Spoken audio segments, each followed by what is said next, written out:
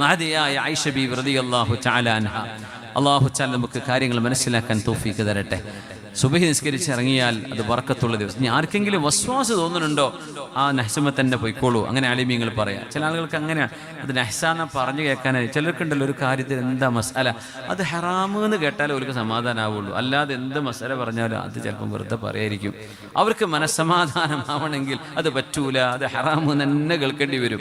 അപ്പോൾ പിന്നെ അത് കിട്ടുന്നിടത്തോളം അവർ പോകും. നഹ്സിനെ സംബന്ധിച്ച് പറയല്ലത്, ആർക്കെങ്കിലും അതിൽ സംശയമോ വസ്വാസോ തോന്നുന്നുണ്ടോ ആ ദിവസങ്ങളങ്ങ് ഒഴിവാക്കുക.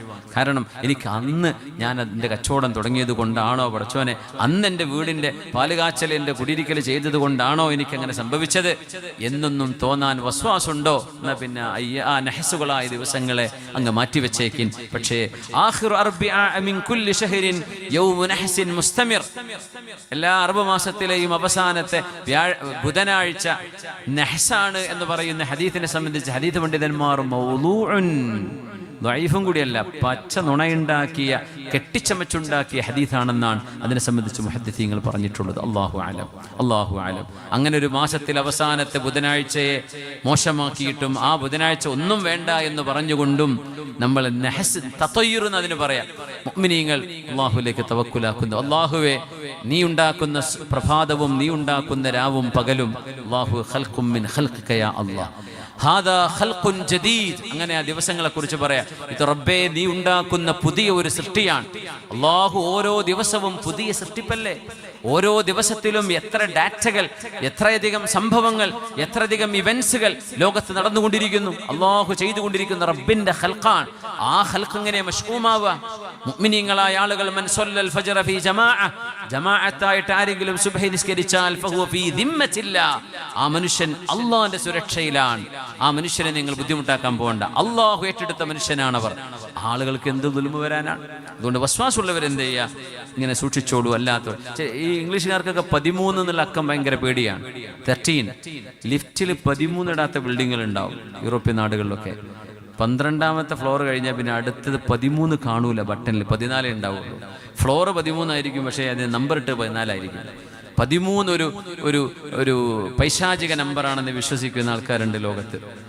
ആ 666 പിശാച്ചിൻ്റെ നമ്പറാണെന്ന അധികം ഇംഗ്ലീഷുകാർ വിശ്വസിക്കുന്നത്. പിശാച്ചിൻ്റെ നമ്പറാണെന്നാണ് പറയുക 666.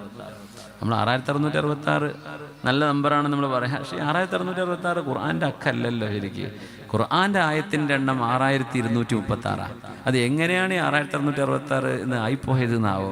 അങ്ങനെ ആയത്തില്ല ഖുർആൻ. 6236, 6236 അക്കം. നിങ്ങൾക്ക് അങ്ങനെ ഒരു ഗോൾഡൻ നമ്പറൊക്കെ വണ്ടിക്ക് വേണമെന്നുണ്ടെങ്കിൽ 6236 നോക്കിക്കോ, അത് ആയത്തിൻ്റെ എണ്ണമാണ്. 3 ആറുകൾ പടിഞ്ഞാറുകാർക്ക് പേടിയാണ്. 666 അത് പിശാച്ചിൻ്റെ നമ്പറാണ്, ഡെവിൽ നമ്പർ എന്നാ പറയാം. നമുക്ക് പേടിക്കേണ്ട കാര്യമൊന്നുമില്ലേ? ഇനി അങ്ങനെ വല്ല ബൈക്കിനും കാറിനും നമ്പർ കിട്ടിയിട്ടുണ്ടെങ്കിൽ നല്ല ഫാൻസി അല്ലേ എന്ന് ചോദിച്ചാൽ കാശ് കൊടുത്ത് വാങ്ങിച്ച നമ്പറായിരിക്കും. പേടിക്കേണ്ട. അങ്ങനെ ആളുകൾ എന്തൊക്കെ അന്ധവിശ്വാസം ഉണ്ടാവും, നമ്മൾ നോക്കേണ്ട കാര്യം. വലഹയത്തയ്യറൂൻ, മുഅ്മിനീങ്ങൾ എന്ന് പറയുന്നത് ഈ ദുശകുനമോ ബാഡ് ഒമൻസ്, ബാഡ് ഒമൻ ഇതിന് പറയാം, ഇതൊന്നും മുഅ്മിനീങ്ങളെ തീണ്ടുകയില്ല. വലഅലാ റബ്ബിഹിം യതവക്കലൂൻ, അല്ലാഹുവിനെ കാര്യങ്ങൾ ഭരമേൽപ്പിക്കുന്നവരാണ്. അല്ലാഹുവിനെ കാര്യങ്ങൾ ഭരമേൽപ്പിക്കുന്നവരാണ്. അല്ലാഹുവിനെ ഏൽപ്പിക്കുക എന്ന് പറയുമ്പോൾ നമ്മൾ അധ്വാനിക്കണം. അഫ്ളലു മാ അകല റജുലു മിൻ കസ്ബിഹി, ഒരു മനുഷ്യൻ അധ്വാനിച്ചു തിന്നുന്നതാണ് ഒരു മനുഷ്യന്റെ ഏറ്റവും അഫ്ളലായ റിസ്ഖ് എന്ന് റസൂലുള്ളാഹി സ്വല്ലല്ലാഹു അലൈഹി വസല്ലം. അവനവൻ ജോലി ചെയ്ത് സമ്പാദിക്കുന്ന, കച്ചവടം ചെയ്തുണ്ടാക്കുന്ന സമ്പാദ്യം വെറുതെ കിട്ടുന്നതോ ദാനമോ അല്ല, യാചിച്ചു വാങ്ങിക്കുന്നതോ അല്ല, അവനവൻ അധ്വാനിക്കേണ്ടതാണ്. അല്ലാഹു റബ്ബുൽ ഇസ്സത്ത് അധ്വാനിക്കാൻ വേണ്ടി പറഞ്ഞു, എന്നിട്ട് തവക്കുലാക്കാൻ വേണ്ടി പറഞ്ഞു. യാ അല്ലാഹ് വഅല്ലംനാഹു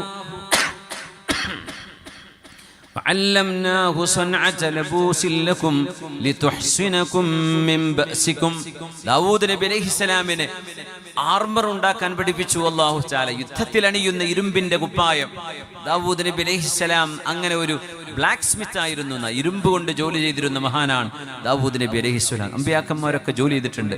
റസൂലുള്ളാഹി തങ്ങൾ എന്ത് ജോലി ചെയ്തു എന്ന് ചോദിച്ചാൽ അഷ്റഫുൽ ഖൽഖ് അങ്ങനെ ഒരു ചോദ്യം യുക്തിവാദികളൊക്കെ ചോദിക്കാറുണ്ട്. തങ്ങൾ എന്ത് ചോദിച്ചു? നമ്മളൊരു ഡോക്ടർ എന്നൊക്കെ പേരുള്ള ചങ്ങായി ഉണ്ടല്ലോ, മുസ്ലിം പേരുള്ള ആളൊക്കെ ചോദിക്കാറുണ്ട്, ഒന്നും പഠിക്കണില്ല, ഇത് വെറുതെ വിമർശിക്കാൻ വേണ്ടി ഇങ്ങനെ വീഡിയോ ഉണ്ടാക്കി ഇവിടെ ആളുകൾ മുസ്ലിമീങ്ങൾ എന്തെങ്കിലും പറഞ്ഞാലല്ലേ ആരെങ്കിലും കേൾക്കുള്ളൂ. പക്ഷെ അതൊക്കെ ഔട്ട് ഓഫ് ഫാഷൻ ആയിക്കണം ഇപ്പോൾ അല്ലേ. ഈ മുസ്ലിമീങ്ങളെ മേക്കിട്ട് കയറാന്ന് പറഞ്ഞപ്പോൾ ഒരു 2ാം നമ്പറായി മാറിയിട്ടുണ്ട്. എന്തിനും വർഗീയത പറയാം. അപ്പം അവർ പറയും മുഹമ്മദ് നബി സല്ലല്ലാഹു അലൈഹി വസല്ലം പോലും പറയാറില്ല, നമുക്ക് പറയണ്ടേ സല്ലല്ലാഹു അലൈഹി വസല്ലം എന്ത് ജോലിയാണ് ചെയ്തതെന്ന് ചോദിക്കും. തങ്ങൾ ജോലി ചെയ്തിട്ടുണ്ട്, നുബുവത്ത് വരെ തങ്ങൾക്ക് ജോലിയുണ്ട്, തങ്ങൾ ആട്ടിടയനായും കച്ചവടവും തങ്ങൾ ചെയ്തിട്ടുണ്ട് സല്ലല്ലാഹു അലൈഹി വസല്ലം. അവിടുന്ന് മുഹദ് റളിയല്ലാഹു അൻഹു, ഖദീജ റളിയല്ലാഹു അൻഹ നബി തങ്ങൾക്ക് താങ്ങും തണലുമാണ്. തങ്ങൾ ചെയ്ത ജോലി എന്ന് ചോദിച്ചാൽ നമ്മൾ അറിയണം, തങ്ങൾ പട്ടിണി കിടന്ന നബിയാണ്. തങ്ങൾക്ക് നുബുവത്തിന്റെ ദൗത്യം അല്ലാഹു ഏൽപ്പിച്ചപ്പോൾ വേറെ ഒരു ജോലിക്ക് പോകാൻ തങ്ങൾക്ക് നേരമുണ്ടായിട്ടില്ല എന്നതാണ് സത്യം. തങ്ങൾക്ക് ഉമ്മത്തിന്റെ വിഷയങ്ങളിൽ ഇറങ്ങുകയായിരുന്നു. എന്നാൽ തങ്ങൾ ആരോടെങ്കിലും യാചിച്ചിട്ടുണ്ടോ? തങ്ങൾ പറഞ്ഞോ സ്വഹാബികളോട് എനിക്ക് പൈസ കൊണ്ടുതരണം? സക്കാത്ത് പോലും തങ്ങൾ എന്താ പറഞ്ഞത്? സക്കാത്തിന് ഞാനോ എന്റെ അഹ്ലു ബൈത്തോ അർഹരല്ല, ഞങ്ങൾക്ക് സക്കാത്ത് തരാൻ പാടില്ല. തങ്ങളുടെ വീട്ടിൽ പട്ടിണിയാണ്, പക്ഷേ തങ്ങൾക്ക് സക്കാത്ത് സ്വീകരിക്കാൻ പാടില്ലായിരുന്നു. തങ്ങൾ ജോലി ചെയ്യാതെ സുഖിച്ചു എന്നാ ഇവന്മാർ വിചാരിക്കുന്നത്. ഹബീബായ നബി തങ്ങളുടെ വീട്ടിലെ മാസങ്ങളോളം പുക ഉയരാതെ നബി തങ്ങൾ പട്ടിണി കിടക്കുകയാണ് ഉണ്ടായത് സല്ലല്ലാഹു അലൈഹി വസല്ലം. അവിടുത്തെ വീട്ടിൽ പട്ടിണിയായിരുന്നു. ഇവർ വിചാരിക്കുക എന്താ അറിയോ? തങ്ങൾ ജോലി ചെയ്യാതെ ഭയങ്കര സുഖിച്ച് ഇങ്ങനെ കുടവയറായിട്ട് നടക്കുകയായിരുന്നു എന്നാ. ഹബീബായ നബി തങ്ങൾക്ക് ദഅവത്തിന്റെ ഡ്യൂട്ടി ഉണ്ടായതിന്റെ പേരിൽ നബി തങ്ങൾ മുഴുസമയവും ഇൽമുമായി ബന്ധപ്പെട്ട് ജീവിച്ചു, ഉമ്മത്തിന്റെ വിഷയങ്ങൾ ഇടപെട്ടു. തങ്ങൾ പട്ടിണി കിടന്നു. ആരെങ്കിലും ഭക്ഷണം കൊണ്ടുകൊടുത്താൽ തങ്ങൾ തിന്നുമായിരുന്നു, ആരെങ്കിലും ഹിബത്ത് കൊടുത്താൽ തങ്ങൾ സ്വീകരിക്കുമായിരുന്നു. ഒരു അനുയായിയോടും തങ്ങൾ കൈനീട്ടി ചോദിച്ചിട്ടില്ല സല്ലല്ലാഹു അലൈഹി വസല്ലം. ആരോടും എനിക്ക് ഭക്ഷണം വേണമെന്ന് തങ്ങൾ ആവശ്യപ്പെട്ടിട്ടില്ല. തങ്ങൾ പട്ടിണി കിടന്നിരുന്നു. നിങ്ങൾക്ക് പട്ടിണി കിടക്കാൻ പറ്റുമോ? ഹബീബ് ചെയ്ത പോലെ പുണ്യനബി പട്ടിണി കിടക്കുകയാണ് ഉണ്ടായത്. നിങ്ങൾ ചോദിക്കുന്ന ഈ ചോദ്യത്തിന്റെ രസമെന്ന് പറയുന്നത് പുണ്യനബി അധ്വാനിക്കാതെ വയറ് വീർപ്പിച്ച് ജീവിച്ചു എന്ന് കേൾക്കുമ്പോഴല്ലേ. തങ്ങൾ പട്ടിണിയാണ് കിടന്നത്. ഹബീബായ നബി പട്ടിണി കടന്ന് ജീവിച്ച നബിയാണ്. അവിടുത്തെ ഭാര്യമാര് ഞങ്ങൾക്ക് ജീവിക്കാനാകില്ല എന്ന് പറഞ്ഞ് തങ്ങളുടെ മുമ്പിൽ നിന്ന് കുടുംബജീവിതം അവസാനിപ്പിക്കുമാർ ഒരു തീരുമാനത്തിലേക്ക് വരെ തങ്ങൾക്ക് ചിന്തിക്കേണ്ടി വന്നില്ലേ? ഒരു ദിവസം വിശപ്പടക്കാനുള്ള ഭക്ഷണം കിട്ടാത്തതിന്റെ പേരിൽ തങ്ങൾ വിഷമിച്ചു പോയില്ലേ? റേഷൻ വേണമെന്ന് ഭാര്യമാര് പറഞ്ഞു തുടങ്ങിയില്ലേ? തങ്ങൾ പട്ടിണി കിടന്നു. അതിനെന്ത് കുഴപ്പം? ഹബീബാ നബി തങ്ങൾ പട്ടിണി കിടന്നിട്ടാ തങ്ങൾ ജീവിച്ചത് സല്ലല്ലാഹു അലൈഹി വസല്ലം. മാ ശബിഅ ആലു മുഹമ്മദിൻ മിൻ ശഈരിൻ വലാ ഖുബ്സിൻ സല്ലല്ലാഹു അലൈഹി വസല്ലം. ഹബീബിന്റെ കുടുംബം വയറു നിറച്ച് തിന്നിട്ടില്ല. ഒരു ബാർലിയോ ഗോതമ്പോ റൊട്ടിയോ പുണ്യനബി വയറു നിറച്ചിട്ടില്ലെന്നല്ലേ പരിശുദ്ധ ഹദീസ് പഠിപ്പിച്ചത്. അതുകൊണ്ട് ഹബീബാ നബി തങ്ങൾ നമ്മളോട് അധ്വാനിക്കാൻ വേണ്ടി പറഞ്ഞു. തങ്ങൾ അധ്വാനിച്ചു ഉമ്മത്തിന്റെ ദഅവത്തിന് വേണ്ടി. പക്ഷേ തങ്ങൾ പറഞ്ഞു ലാ അസ്അലുക്കും അലൈഹി അജ്റാ, നിങ്ങൾ ആരും എനിക്ക് ഒന്നും തരരുത്, ഞാൻ പൈസ മോഹിച്ചുകൊണ്ടല്ല ദഅവത്ത് ചെയ്യുന്നത് എന്ന് ഉമ്മത്തിനോട് തുറന്നു പറഞ്ഞ നേതാവാണ് മുഹമ്മദ് റസൂലുള്ളാഹി തങ്ങൾ. അനുയായികളോട് അവരുടെ അച്ചാരം വാങ്ങി ജീവിച്ചു എന്ന് നിങ്ങൾ ഹബീബിനെ കുറിച്ച് പറയരുത്. ചരിത്രം അതിന് എതിരാണ്, തെളിവുകൾ അതിനെതിരാണ്. ഹബീബാ നബി തങ്ങൾ പട്ടിണി കിടക്കാൻ ആഗ്രഹിച്ചു സല്ലല്ലാഹു അലൈഹി വസല്ലം. രാവിലെ വരും, നിസ്കാരം കഴിഞ്ഞിട്ട് ആയിഷ ബീവിയോട്, ബീവി എന്തെങ്കിലും കഴിക്കാനുണ്ടോ? ഒന്നുമില്ല നബിയേ. മുസലമ നിങ്ങളുടെ അടുത്ത് വല്ലതുണ്ടോ? ഒന്നുമില്ല നബിയെ.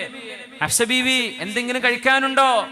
ഒന്നുമില്ല. ഇദൻ അന സ്വായിമുൻ, ഞാൻ ഇന്ന് സുന്നത്ത് നോമ്പെടുക്കുകയാണ്. അതായിരുന്നു റസൂലുള്ളാഹി സ്വല്ലല്ലാഹു അലൈഹി വസല്ലം.